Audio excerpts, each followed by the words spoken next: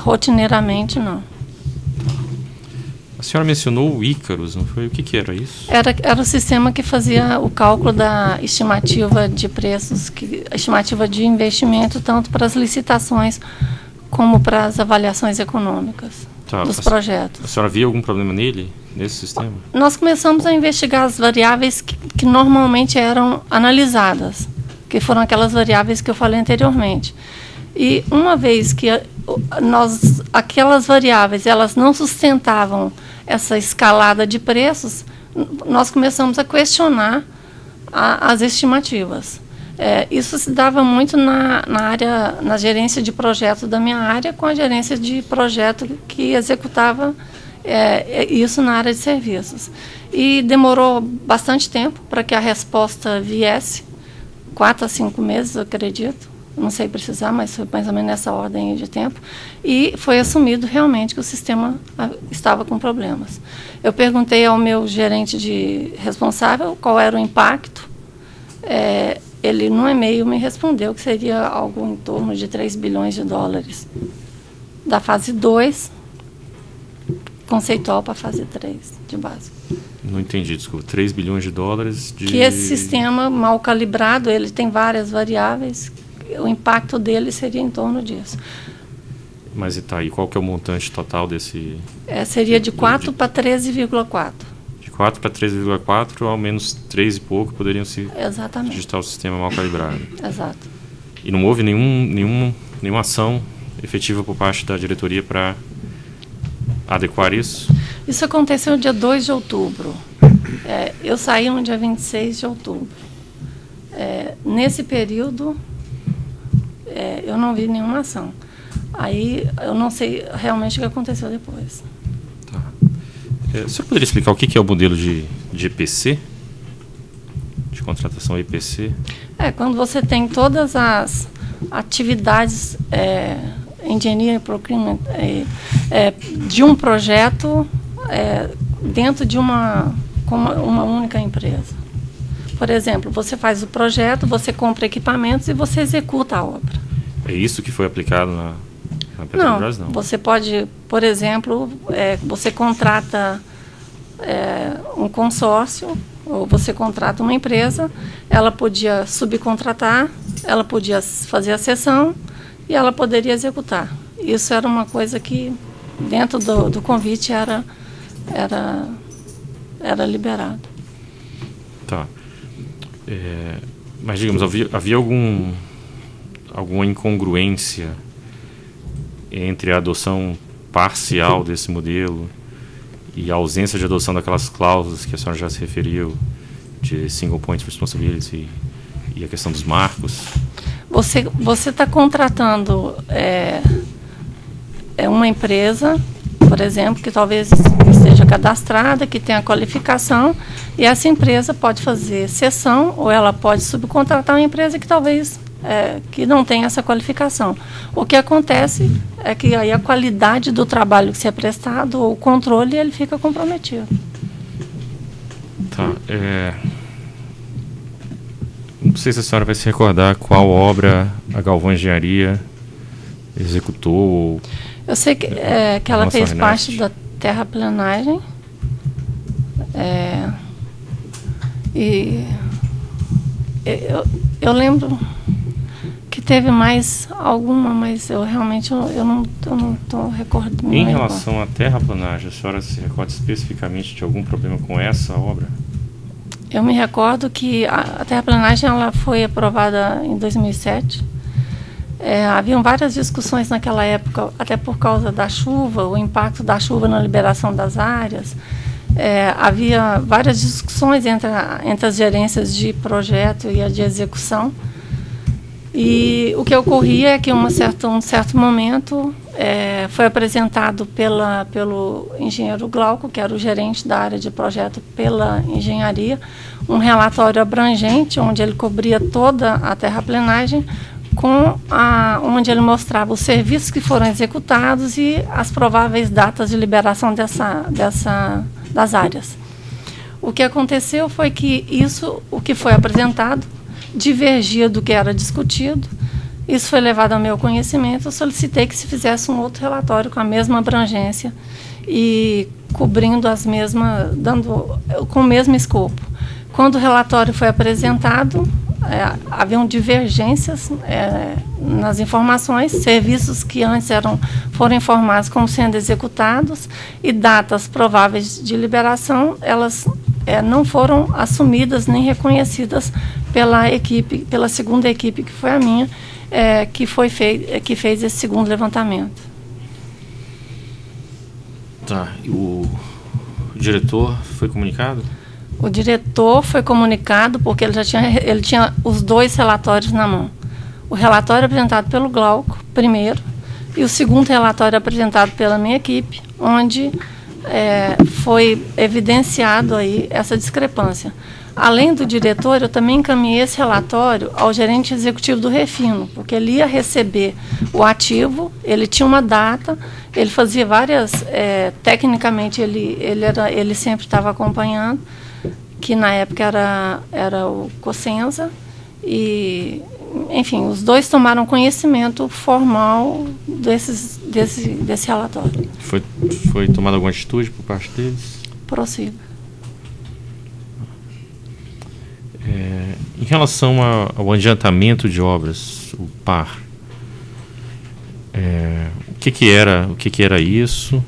Se a senhora pudesse explicar rapidamente. Tá bom. O PAR foi um programa apresentado em março de 2007, onde, com a justificativa de que os equipamentos críticos que haviam com prazos superiores a 300 dias e que isso foi determinado solicitado pelo diretor Paulo Roberto Costa, só para deixar claro, com a justificativa de que equipamentos críticos com prazos maiores que 300 dias seriam difíceis de serem entregues porque havia uma política de conteúdo nacional e as indústrias não estavam preparadas. Ele foi apresentado e no DIP que foi encaminhado havia toda uma descrição pela área de materiais que pertencia à diretoria de serviços, do que seria essa questão mais crítica, que seria da área de materiais, e também havia a questão de serviços, que parte de alguns serviços seriam antecipados. E, nessa mesma época, a estratégia de tá construindo essas obras num modelo de contrato aí internacional. Tá. Isso causou algum prejuízo para a Petrobras? O que acontece é o seguinte: o plano em si, se tivesse sido conduzido da forma como deveria ter sido conduzida, não teria causado. Porque antecipar alguns eventos, esse não é o problema. Agora, a forma como se faz a antecipação, a forma como você conduz o processo, sim. Por quê? Porque a forma que foi definida originalmente, que seria esse modelo de contrato, uma vez que existia uma demanda por prazo, os marcos improrrogáveis, eles teriam que estar claramente definidos nos contratos. Então, o problema não foi, eu não acredito que tenha sido a proposta, foi a forma como a proposta foi implementada. E lembrando que essa proposta foi levada, primeiro, ao diretor Paulo Roberto Costa, porque foi ele que me solicitou, ele aprovou, ele submeteu à diretoria executiva, foi feita uma apresentação da diretoria executiva, então os diretores e o presidente aprovaram, e depois, no mesmo dia, que foi em março, 8 de março, foi apresentado ao Conselho de Administração, que também aprovou. Mas esses problemas, era alguma coisa que já estariam claros antes da realização dessa obra, ou são questões que somente surgiram depois? Não, como eu disse, a adoção do modelo, a proposição de um modelo de contratação internacional, ela aconteceu antes. Por quê? Porque nós recebemos um estudo onde já apontava que nas obras que estavam em execução, dentro da área de abastecimento, você ficava muito bem situado em relação aos referenciais internacionais na fase de planejamento. E na hora que chegava na fase de execução, a Petrobras ela realmente estava muito mal classificada comparada com os referenciais internacionais. De alguma forma, as empresas contratadas se beneficiaram disso? O que eu sei, através do que foi me dito naquele episódio que eu relatei com o Fernando de Castro Sá, que ele vinha questionando que cláusulas, que algumas cláusulas, alguns aditivos, eles estavam sendo adotados em detrimento dos interesses da Petrobras. A senhora considera, então, que houve, a senhora sabe dizer se houve, então, uma pressão para avançar as obras independente de qualquer questionamento, passando por cima de questionamentos, é isso? Não? Ficou muito claro para mim, através do e-mail do diretor Duque, que era para realizar, está escrito. Era para fazer. E era de conhecimento deles que essa obra não era rentável. Saindo da RNEST, os diretores tinham poder para inserir empresas naquela lista de potenciais convidadas ou, especificamente em determinada licitação, determinar que fosse feito um convite a determinada empresa ou que não fosse feito convite a determinada empresa? Não é minha área. Tá. Então, eu não convivi com esse processo diretamente. Meu negócio era orçamento, avaliação econômica. Eu tomei conhecimento que o diretor Duque incluiu uma empresa, a pedido da empresa, no relatório da comissão 71, que foi criado pela Petrobras. A senhora sabe dizer se eles tinham esse poder realmente? Ali demonstrou que tinha, porque foi feito o pedido, ele mandou que incluísse e foi incluído. A senhora tem conhecimento especificamente sobre Comperj? Não. Eu sei o que mas eu não atuei no Comperj, porque ela ficava na outra gerência executiva. Tá. A senhora não saberia dizer, então, sobre como a senhora relatou aqui irregularidades da RNEST, irregularidades da Comperj? Porque ficava sobre outra gerência executiva. Tá. E uma última questão, então. Mais um problema que foi identificado foi a questão do acréscimo na variável de mão de obra. A senhora tem conhecimento disso? Não, porque teria gerado acréscimo de custos? A gestão desse processo, que seria, no caso, na fase de execução, era toda da engenharia, então eu não tenho conhecimento.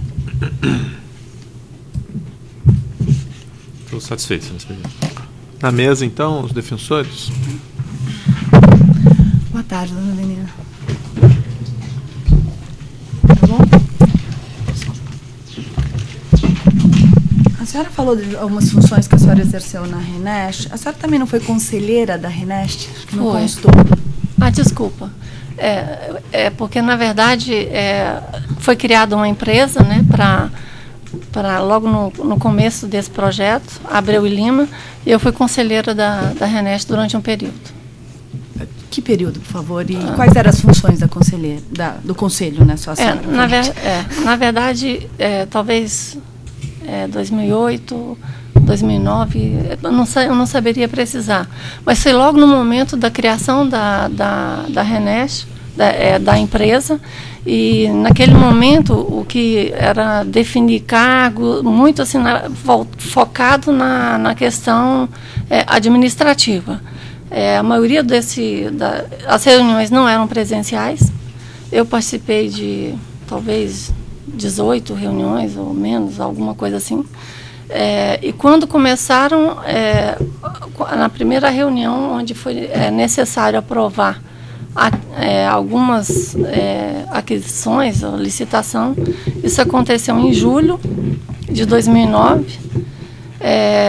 E logo quando eu fiquei sabendo, através do Fernando, que prestava assessoria, desse problema aí que teve com esse dossiê, então foi uma reunião que realmente eu aprovei, teve alguma coisa que eu aprovei na aquisição, mas eu saí logo em seguida, eu saí em julho, antes da minha saída da gerência executiva. Quem mais era conselheiro na RNEST?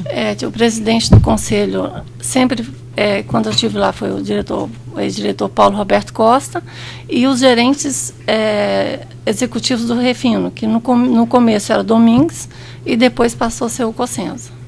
Também ligados à diretoria de abastecimento? Todos três ligados à diretoria de abastecimento. A senhora também disse na diretoria de abastecimento que a senhora teve várias funções, assistente, gerente de planejamento, gerente executiva. Quando a senhora começou a ser gerente executiva? Foi em 2005. 2005. Quer dizer, quase um ano mais ou menos depois que a senhora foi... Um ano e pouco. Tá. A senhora foi convidada para essa gerência, já para entrar nessa área de abastecimento, por alguém ou faz parte de um plano de carreira, ser diretora, gerente executiva?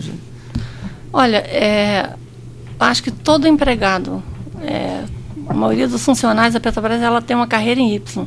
Ou você aspira a ser um consultor master, que tecnicamente é o máximo que você consegue chegar na carreira, ou você caminha na função gerencial. Entendi. E eu fui gerente na Petrobras durante 18 anos, aproximadamente. Tá, mas é um cargo comissionado? Entra um diretor, sai um diretor, muda? Ou a senhora, estando como gerente executiva, mudou o diretor, a senhora... Isso pode mudar ou não. Mas o diretor tem o direito de mandar o diretor executivo, o gerente executivo, sem nenhum problema, trocar? Isso é feito pela diretoria executiva. A nomeação e a destituição dos gerentes executivos é atribuição da diretoria executiva. Ah, não de um diretor em particular? Não de um diretor em particular. A senhora já havia trabalhado com o Paulo Roberto em outro departamento da Petrobras? Trabalhei com o ex-diretor na Gaspetro, e depois um período na área de gás e energia. Isso dá quanto tempo, mais ou menos, a senhora se recorda? Eu fui para a Gaspetro no meio do ano de 2000. Não, desculpa. Não, 2000. E depois fui para o abastecimento em 2004. Então, 4 anos antes. E ficou mais 5 na diretoria. São 9 anos trabalhando com o Paulo, é isso? Até 2009. Diretamente. Mas ele ainda era diretor quando eu fui para Singapura. Ah, sim, ele continuou, mas a senhora saiu. Exato. Entendi. Nessas funções de gerente executiva, a senhora hoje acho que não falou que a senhora é geóloga. Eu vi nas outras oitivas da senhora. Não faz diferença, só para saber. É um cargo de geólogo ou tanto faz? Olha, eu diria o seguinte, que a experiência que eu tive dentro da Petrobras, que foi trabalhando na área de exploração e produção, passando pela área de gás e depois chegando na área de abastecimento, e principalmente numa área corporativa, e onde eu já vi implementar vários projetos de sucesso, de gestão, isso é perfeitamente compatível. Não, eu não estou duvidando, eu só estou querendo esclarecer. A senhora, existe, nessa função executiva, a senhora falou de viabilidade econômica, orçamentária, aqui todo mundo é advogado, eu só queria entender, isso não é muito mais de conta do que... Tem uma equipe de técnicos que fazem essas contas, engenheiros, é isso, que trabalha embaixo dessa diretoria executiva? Quantos são? O que acontece é o seguinte, você tem a diretoria do abastecimento, você tem a gerência executiva corporativa do abastecimento. Dentro dessa gerência executiva, você tem uma gerência geral de planejamento. E dentro dessa gerência geral de planejamento, você tem uma gerência que, eu não sei se é de gestão de portfólio, onde você tem especialistas que fazem esses cálculos. E esses cálculos, a senhora também disse que, até a senhora falou do problema do Ícaro, que tinha a parte do orçamento que vinha da diretoria de serviços, se eu entendi corretamente. E esse pessoal que a senhora está falando lá embaixo do planejamento não verificava essas contas? Não tinha acesso às contas? Não funciona assim? Não funciona assim, porque são especialidades diferentes. Até dentro desse sistema, vocês até foi citado aqui, tem a questão de mão de obra, aço, quantidade de dutos. Então, são várias variáveis que não estão no escopo dessa área. Então, essa área, ela vai saber valorar o petróleo, ela vai usar a metodologia que era definida, mas são coisas mais técnicas e são de uma outra especialidade. Então, quando ela recebia esse dado entrava como uma variável, assim como entravam outras variáveis que vinham, por exemplo, da estratégia. Mas assim que se percebeu que esse projeto tinha uma escalada, um valor que realmente fugia do padrão normal, essa área, que essa gestão de portfólio, é que realmente começou a fazer os estudos comparativos com referenciais internacionais para se verificar o seguinte: o que está acontecendo? Alguma coisa errada está acontecendo. Então, se foi primeiro nas variáveis conhecidas até chegar nessa questão do Icarus. E realmente ficou aí uma interrogação do que estava acontecendo, que tinha uma fatia que não era explicada.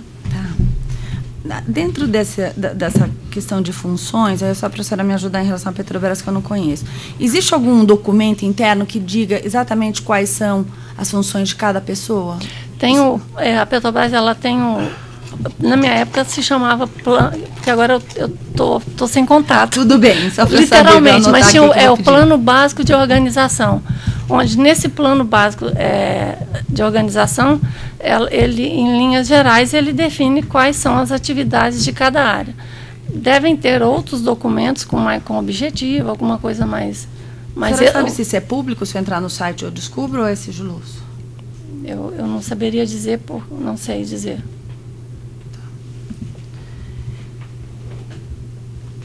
Acho que a senhora já disse quem define a estratégia e os programas de investimento da Petrobras, né? Ficou constando isso, né? Isso eu não me lembro. Quem define os programas estratégicos da Petrobras? Quem define? Não esses em especial, todos. Esse plano de investimentos, ele é consolidado, tem uma área que... As várias áreas, elas apresentam o seu portfólio, o conjunto. A estratégia, que é ligada ao presidente, ela faz a consolidação. Isso é apresentado na diretoria executiva e ao conselho. E depois de definido, como é que funciona a aprovação do projeto? Ele segue essas 4 fases que eu descrevi, que seria a fase de identificação de oportunidade, a fase de conceitual, básico e execução. É que a senhora chamou em outros depoimentos de FEL, é isso? FEL. É uma metodologia que... mas o nome que vocês usam internamente é esse. E quantas áreas estão envolvidas no projeto? Mais especificamente, em que fase do projeto? No projeto em geral. Aqui a gente está falando de 2 refinarias da Galvão, na verdade. Você está falando da definição do projeto ou na execução do projeto? Em tudo.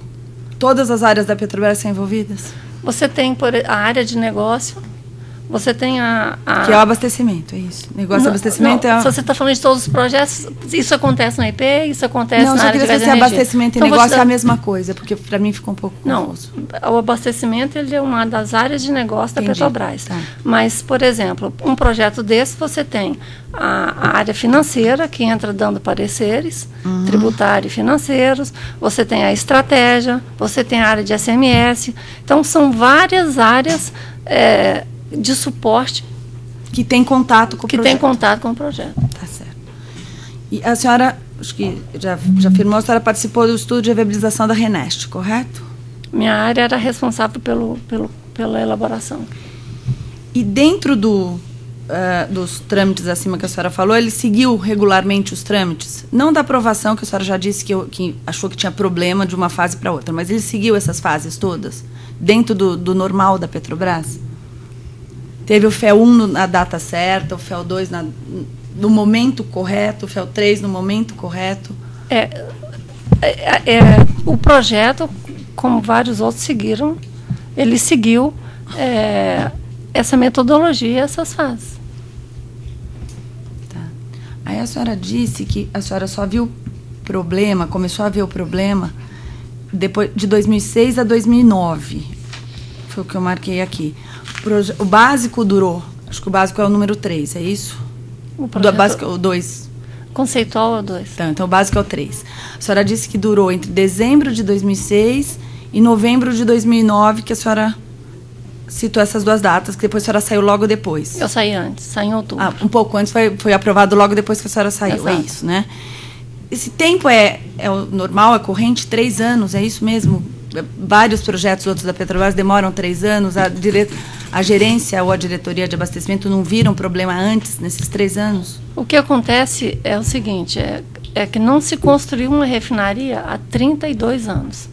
Então, você não tem esse referencial comparativo. É diferente de uma unidade menor, que você fala assim, não, esse projeto aqui, essa fase durou 30 meses e esse aqui durou 24 meses. Então, não haviam referenciais comparativos. Mas, durante essa fase aí, foram apontados, durante várias vezes, realmente, a ausência de rentabilidade do projeto. A senhora se recorda, dentro desse período aí, 2006, 2009, qual foi a primeira vez que a senhora apontou um problema?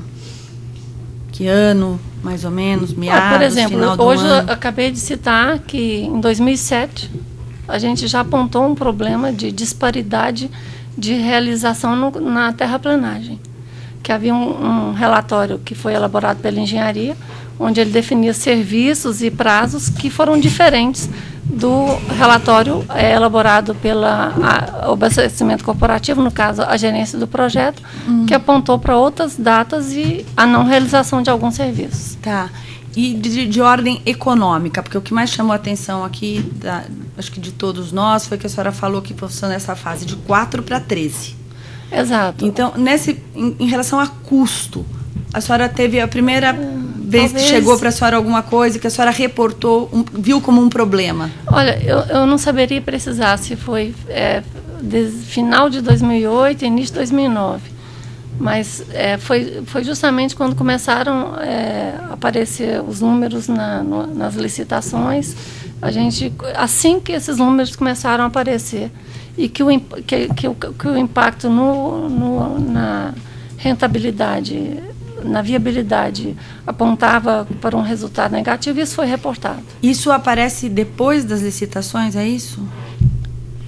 Ou aparece antes, esses valores? Não, quando começaram a abrir os pacotes. É isso que eu estou dizendo. No caso da CAFOR, abriu em 2008, né? A Casa de Forças. Ah. Então, acho que foi em outubro de 2008. Mas aí, isso realmente, então foi mais ou menos novembro, dezembro de 2008 para frente. Então, as licitações até esse marco aí não estavam parecendo, em termos econômicos, que ia sair desse valor que vocês tinham orçado. Quando a gente fez o relatório, no caso aí da terraplanagem, e os serviços não foram executados, e as datas de liberação das áreas iriam sofrer um atraso, isso apontou para irregularidades que foram informadas em 2007. Mas naquele momento não se poderia prever realmente essa escalada, porque não havia elementos para a área de negócio que isso iria acontecer. Só para esclarecer em termos da terraplanagem, a senhora sabe se a terraplanagem foi entregue nos conformes no final e o preço final se ficou dentro do licitado, dentro do escopo? Eu sei que teve vários aditivos, né? Sim, mas foi entregue e dentro do prazo e foi eu sei que pelo valor e o valor também ficou maior.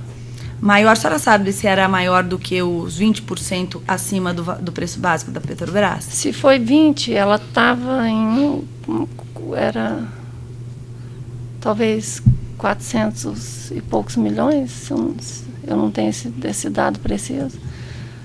Eu acredito que tenha sido um pouco maior, mas eu realmente não saberia precisar.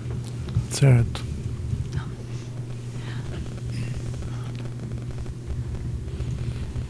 Mais questões? Não, tenho muitas outras, Excelência. Vou ocupar o mesmo tempo do Ministério Público, talvez até um pouco mais, peço sua paciência. Mas pode ser um pouco mais direta, doutora, porque tem... Mas o Ministério Público demorou 48 minutos, Excelência, e a testemunha interessa bastante para a defesa.